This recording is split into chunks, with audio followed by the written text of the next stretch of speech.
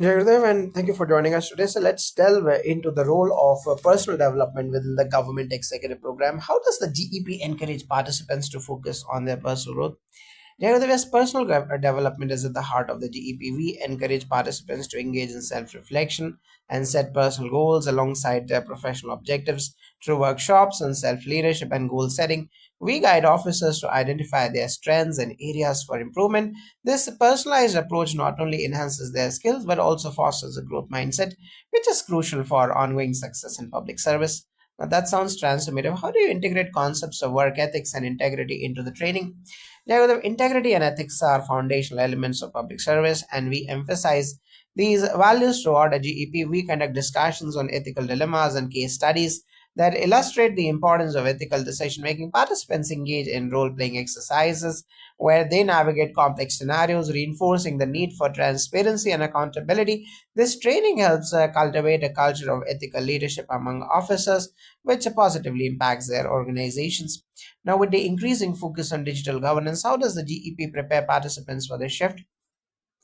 Yes, Jagadav, digital governance is a crucial topic in our curriculum. We cover aspects such as e-governance, data privacy, and cybersecurity, equipping officers with the skills to leverage technology effectively in their roles. Participants engage in practical exercises where they learn to use digital tools for better communication and service delivery.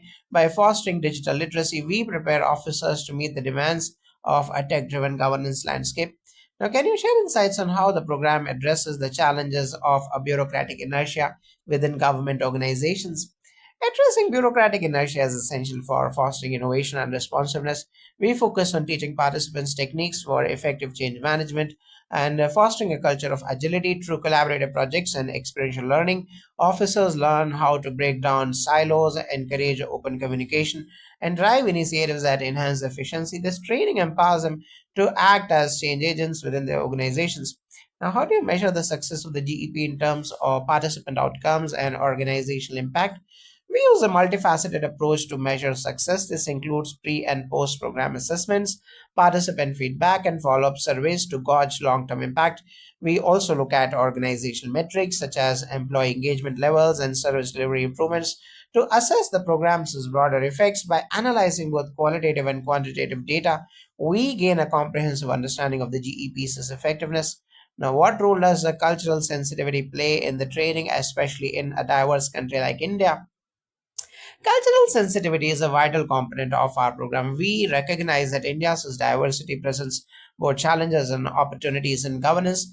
Our training includes modules on understanding different cultural perspectives and promoting inclusivity in decision making processes. We encourage participants to embrace diversity as a strength and to develop policies that cater to the needs of all community members. This approach not only enhances interpersonal relationships but also leads to more effective governance. Now, how does the GEP encourage participants to remain connected with their communities after completing the program? We emphasize the importance of community engagement throughout the GEP. Participants are encouraged to develop projects that address local needs and to maintain connections with community stakeholders after the program. We provide opportunities for alumni to participate in community service initiatives and networking events that foster ongoing engagement. This ensures that they remain connected to the communities they serve and continue to apply their learning in meaningful ways. Have there been any recent updates to the program based on global challenges such as climate change or public health crisis? Yes, we have integrated new modules that focus on contemporary global challenges. For instance, we now include training on climate resilience and sustainable development, helping participants understand their role in addressing environmental issues. We also cover topics related to public health, especially in light of the recent pandemic, equipping officers with the tools to manage health crises effectively. These updates ensure that our curriculum remains relevant and responsive to the pressing issues facing society. Now, what unique perspectives do you think participants gain from being part of a program like this? Participants gain a holistic understanding of governance that transcends traditional training. They learn not only about administrative processes but also about the importance of emotional intelligence, ethical leadership, and community engagement. This multifaceted perspective empowers them to approach challenges with their creativity and compassion.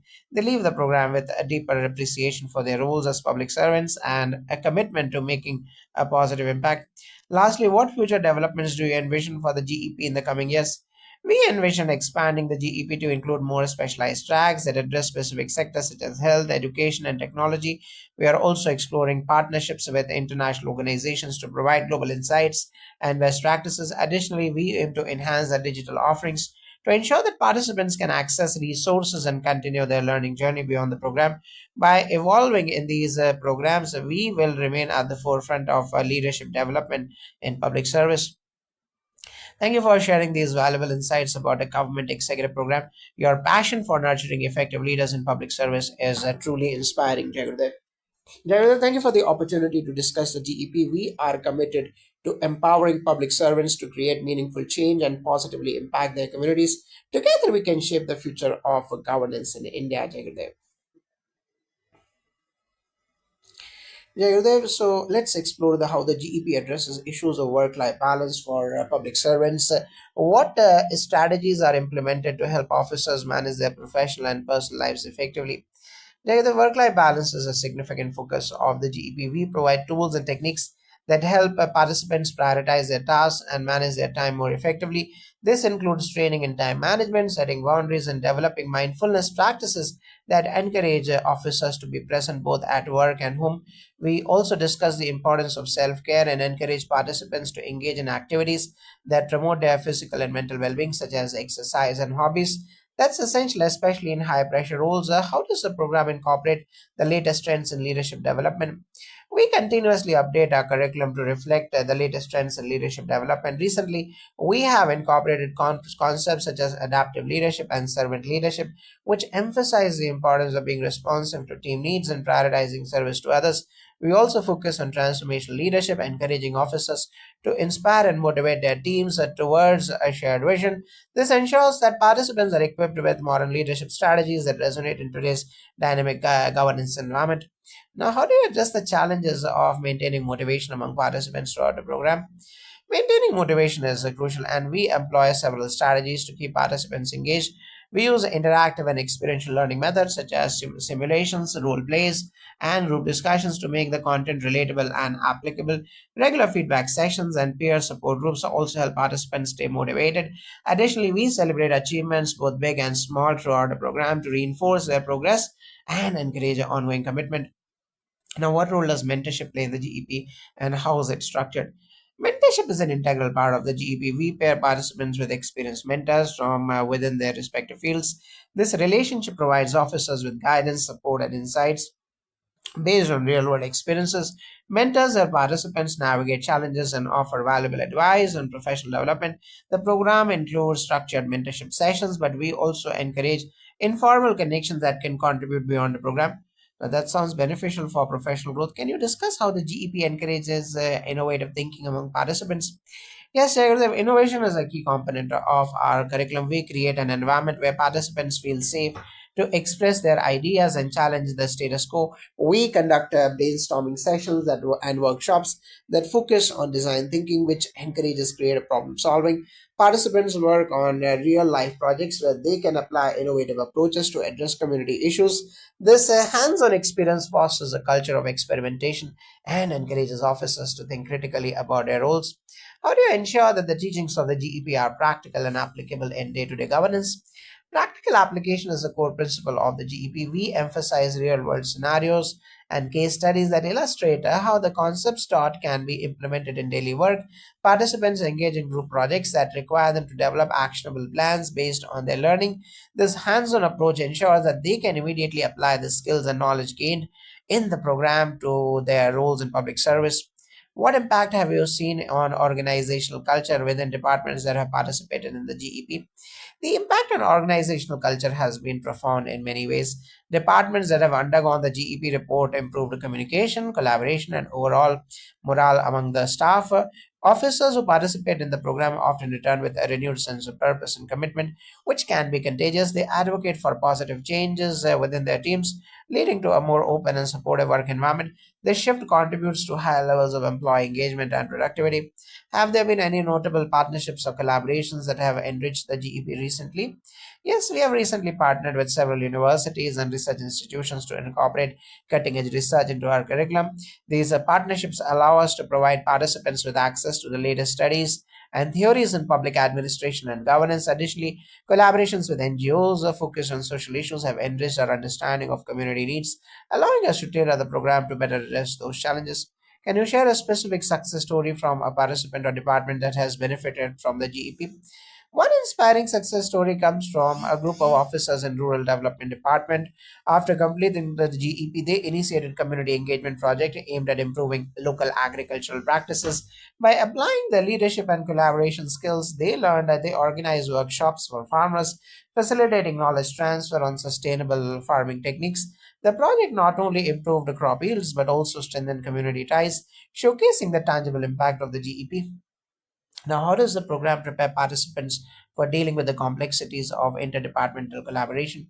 We recognize that interdepartmental collaboration is essential for effective governance. The GEP includes training on stakeholder engagement, negotiation skills, and conflict resolution to prepare participants for working across departments. Participants engage in simulations that mimic real life interdepartmental challenges, allowing them to practice collaboration strategies in a safe environment. This experience equips them with the skills needed to foster positive and productive partnerships across various sectors. Lastly, what are some of the future aspirations for the GEP, particularly in terms of scalability and outreach? Our aspirations for the GEP include expanding its reach to more government departments and local bodies across India. We aim to develop a scalable model that can be adapted for different regions and contexts. Additionally, we are exploring the possibility of offering the program internationally, sharing our insights and methodologies with other countries facing similar governance challenges. By scaling the GEP, we hope to create broader impact on public service globally. Thank you for this insightful discussion about the government executive program. Your dedication to developing effective leaders in public services is inspiring and essential for the future of governance. Thank you for the opportunity to share our vision. We are passionate about empowering public servants to make a meaningful difference, and I appreciate your interest in our work. Together, we can foster a new generation of compassionate and effective leaders in governance.